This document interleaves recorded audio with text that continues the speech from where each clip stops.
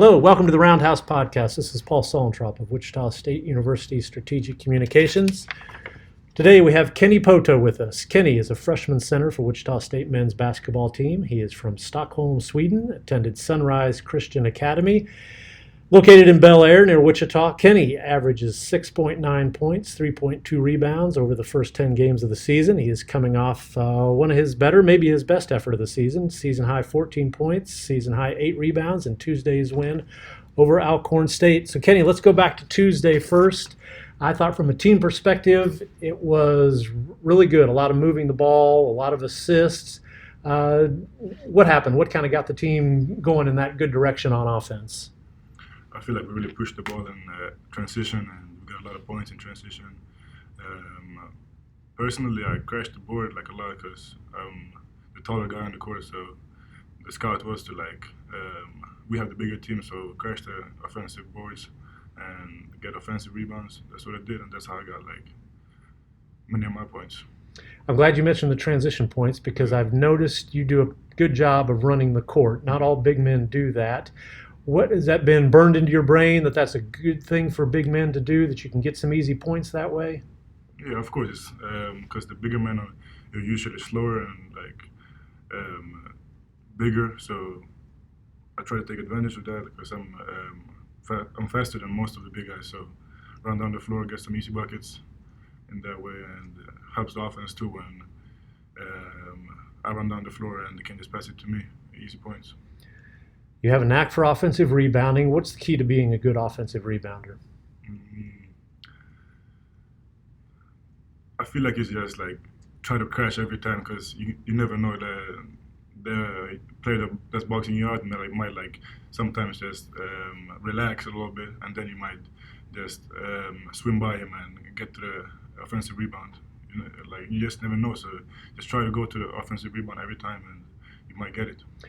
Are you looking at it, playing a lot of angles, trying to judge? Is the shot short? Is it going to come off on this side of the rim, the other side of the rim? What's kind of going through your mind as the shooter is going up? Yeah, of course you gotta think a little, if you see the ball, if you see the flat of the ball going a little further than you gotta see the angles, like you said. I try to see where it could land and try to from there kind of put myself in a position to get the ball. You're off to a nice start for your freshman year. What do you think's been most helpful? What factors have there been in you getting comfortable and you being able to contribute what you're contributing? I think it started off my confidence has always been not the highest. So that's the thing I've been working on the most. Just not really thinking about not hesitating too much. Just going out and doing what I can do. I can shoot, so I just let it fly. When I get a wide open shot, so just working on my confidence has been a big factor. And I feel in the weight room it's been a really big factor too. Because when I first came here, I felt a little weaker and not as strong as I feel now after the season been going on for a little bit now. So I feel I'm going up against Mo every day. I feel I got a lot stronger in the weight room. Coach Carey has been helping me a lot, and I feel I can guard a big man on the court now too. Yeah, when I talked to Kerry Rosenboom about that, he was very complimentary. He said you are one of the guys, you're there, you're on time, you're doing extra work, you're lifting on game days, all those kind of things that strength and conditioning coaches love to see. Have you always been a big fan of the weight room? Yeah, I feel I've always been. When I'm back home, I try to get stronger and keep in shape too. Yeah, I got some trainers back home that I stay in so I can stay in shape. I've always been big about being strong and being the stronger guy on the court. And you mentioned the weight room in connection with being confident, and I think people say that a lot. Explain that. Why does putting in the time in the weight room, how does that help you get confident? Because if you're stronger than everybody else, then you kind of feel if you look stronger, you might intimidate people too. So, and if you're just stronger, then it can help you because it's going to make it easier for you to score back buckets around the rim maybe, and just overall, if you just be strong with if you have a strong structure, so you can be strong with the ball, don't get better balance, overall just make you a better basketball player. You mentioned Morris Udeze. Is he the strongest guy on the team, or I don't know, maybe Joe Pleasant? Those would be the first two that would come to mind. Do we know who the strongest guy on the team is? Joe's a big guy. Joe is a big guy. Looked like a football player, but I mean, Mo's probably the strongest. Mo's probably the strongest. Quay Grant looks like a strong guy too. A little smaller, but yeah. Is there a returning shocker? You mentioned Morris, and you play the same position. Is there a guy on the team who's been really helpful as far as helping you learn college basketball? You know, kind of helped you through some of those, you know, navigate this new life. Oh yeah, Morris, definitely, because we play the same position, and like he's been here for 4 years now. So yeah, he's like a veteran that's been helping me a lot. We were in the same position, so he's been helping me, like you said, navigate through like plays and just like positioning, because he's really good with like angles and stuff. So he's been helping me a lot in practice, talking to me and like where to be in like different situations. And yeah. Yeah, you mentioned the angles with Morris, and I always think his skill at scoring around the rim is because he's kind of unorthodox. He has pretty good footwork. What's it like guarding him? What makes him such a good scorer? I mean, he's not just like bully ball. He got like good footwork, like you said. Like he got some moves in the low post. He can hit you with some shot fakes and might get you with some really good moves. Like when I first came here, I didn't think he was that like skilled like in the with his moves, but he surprised me. But he got some moves in the low post. Okay, so the Shockers have a big win. You play well, that kind of a thing. Who's the first person you're texting or calling to kind of share your excitement with? Usually it's my mom that texts me right after the game. Like I come back to the locker room, see my phone. It's my mom. She's at like, you say it was a good game or it was a bad game. She's gonna be honest with me. Like she's gonna tell me like if I didn't play well, she's gonna tell me that. Like yeah. So she's able to watch, yeah, and she's not afraid to give you a critique. No. She's gonna tell me. She's gonna be honest with me. Okay, that's important to have. If you weren't playing college basketball, is there another sport that you would have picked up? Probably soccer. Soccer. Yeah. Tell us about your soccer background. I used to play soccer when I was younger, from like when I was 6 to like I want to say like 12-ish. I don't remember exactly, but yeah, I used to play soccer when I was younger, and I had like big passion for both of the sports, basketball and soccer, but I chose basketball. What position did you play in soccer? Goalkeeper. Goalkeeper. Yeah. That's what I would have guessed. Yeah. All right.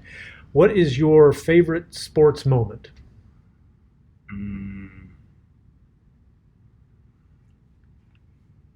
Probably when we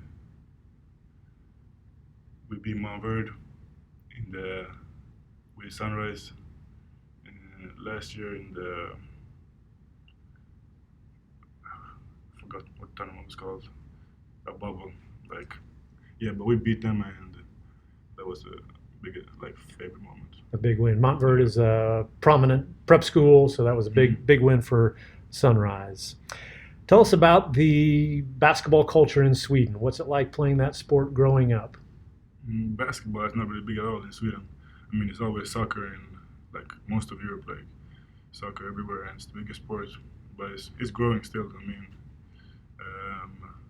I would love to be the face of basketball in Sweden, like just like to make it like grow and see the potential. Like we have a lot of very good players in Sweden. There's like right now we have like a lot of people in the States playing, and it's getting bigger and bigger. So I just hope that's going to be like one of the biggest sports one day. Who is the face of basketball in Sweden?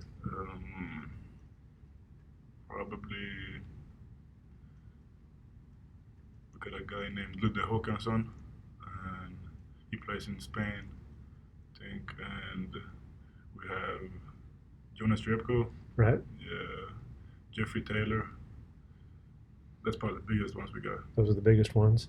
So when you're growing up and you're interested in basketball in Sweden, are you following American college basketball? Are you following the NBA? What kind of role models do you have? Back home? Yes. Yeah, I watch. I try to watch NBA. I mean, it's difficult because like time change. So like it's usually at like 3-4 a.m. like over there when the game goes on over here. So it's hard to watch, but like I try to like watch what's it called, replays, and like Right. watch like when I wake up in the morning. Is there a particular NBA player that you really enjoyed, or maybe you try to steal some things from? I try to like take from different players. Some guys I like to watch is like Nikola Jokic and Giannis Antetokounmpo.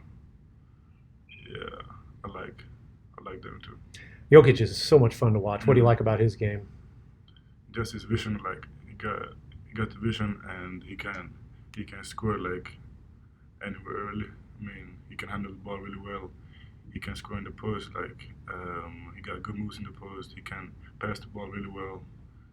Yeah. How about learning the game in Sweden or in I guess in Europe? We often hear about European players are different, maybe better shooters, maybe better fundamentally than the people growing up in the United States. What was it like learning the game there?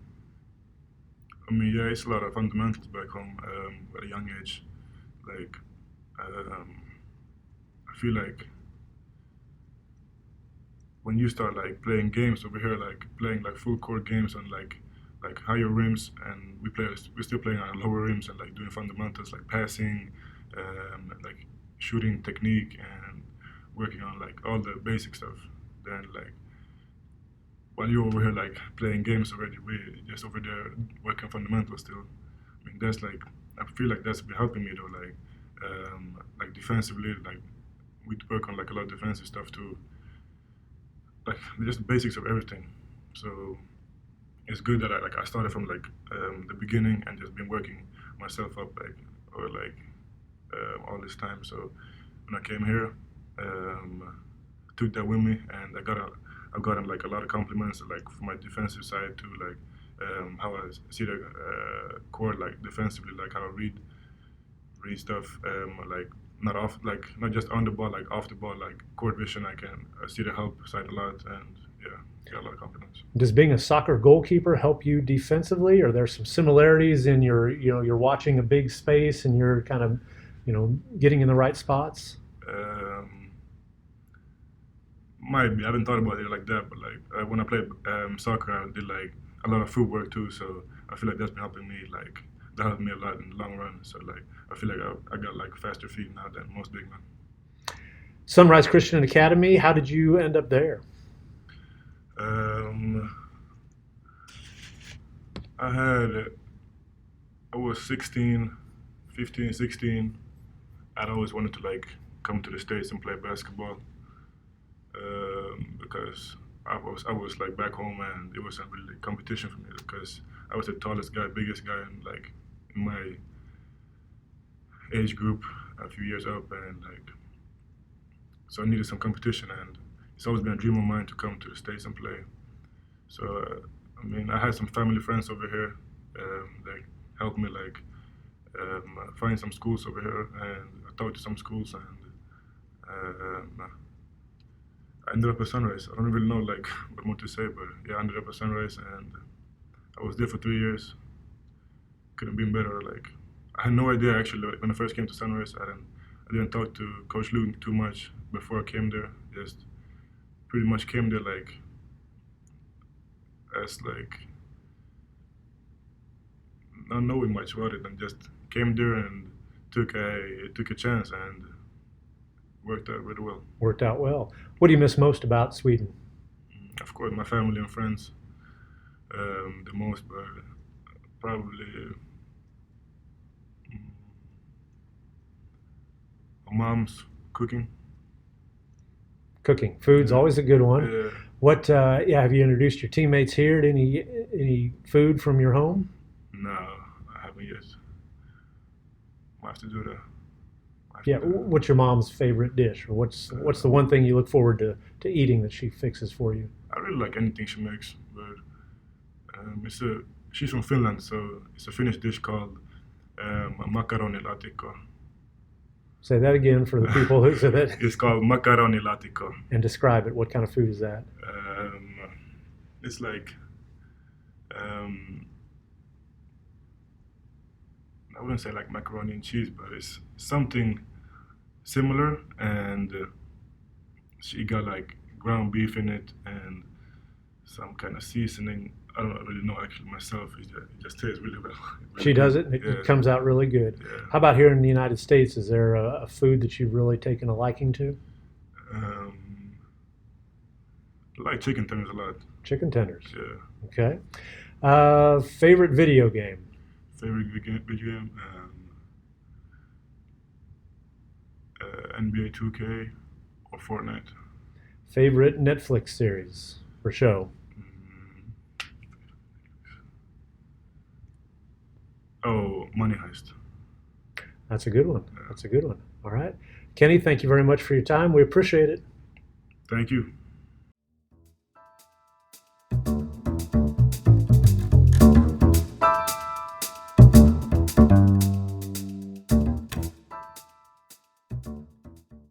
Thank you for listening to the Roundhouse podcast, courtesy of Wichita State University Strategic Communications. We appreciate your time. We encourage you to rate, review, subscribe wherever you get your podcasts, such as on iTunes or Google Play. You can find more Roundhouse content at GoShockers.com. Thank you for listening. And they let him pass it up court, and then it gets picked off. A long three by Pangos, no good. 1 second, it's over. It is over, and Wichita State has beaten the #1 team in the nation to go to the Sweet 16. Go crazy, Wichita. I know you are.